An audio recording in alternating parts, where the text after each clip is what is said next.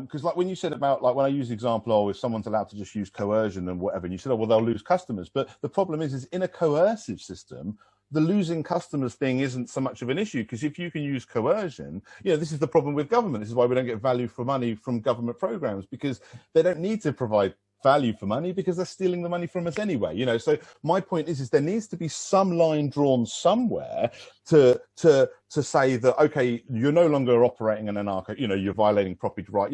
What I'm saying is if we don't define it to a certain degree, even if it's quite low resolution, like this whole idea of making the non-aggression principle of the law in a low resolution way, it's just saying we need to have some kind of, okay, this is now you're stepping into the realms of committing crimes. Now, like with the private courts, we can have these grey areas where there can be, agreement to disagree, but we need to have a limit to that, because if we don't have a limit to that, then the principle itself vanishes, and if the principle vanishes, then anarcho-capitalism is itself built on property rights, so it's like property rights surely need to be respected to a certain extent for an anarcho-capitalist society to function.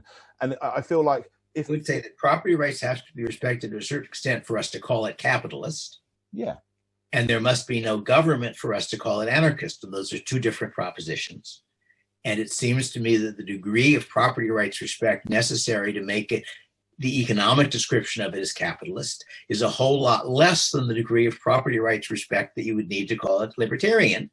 And my example of a slave society, which it seems to me is not libertarian, but is still capitalist, can still be capitalist, would seem to me to demonstrate that. And then I want to say, given that it has enough property rights respect so that we can call it capitalist, here's why I expect it to generate rules that are libertarian.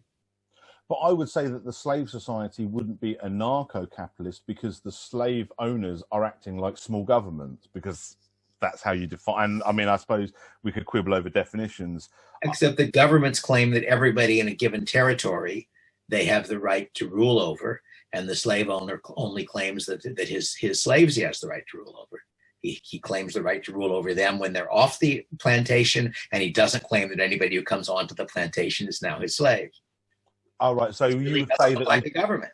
So you would say that like something else. So you would say that the geographical territory would be part of the definition of government. That's an interesting question. I guess seems I would to have be said how you separate them. Yeah, I wouldn't have to be geographical. It usually is, but I would have said again that the fact that that in that society there is some set of rules that people recognize as what you're allowed to do to each other, and those rules are enforced by the kind of commitment strategy I described, and that the government is the agency against which some sizable set of people, usually geographically homogeneous, but you could imagine having two things in the same territory, say, have dropped that commitment strategy. And it seems to me that's as close as I can come to give a useful definition. Yeah, I understand what you're saying. I suppose from my point of view, the reason why I prefer voluntarism as a term is because it's more explicitly libertarian than anarcho-capitalism, where even the anarchist bit just says no government. It doesn't say we have to be libertarian, although I always feel like it's implied, because I suppose the way I define anarchism is no government, or no rulers, perhaps, as a more general term. And then the way I define voluntarism is almost the same, no government, no rulers, but because people have self-ownership. And I suppose that's why I'm working more towards a voluntarist society than an anarchist one, because I feel like we need to build on that principle. So, I mean, I am more on Rothbard's side of it, but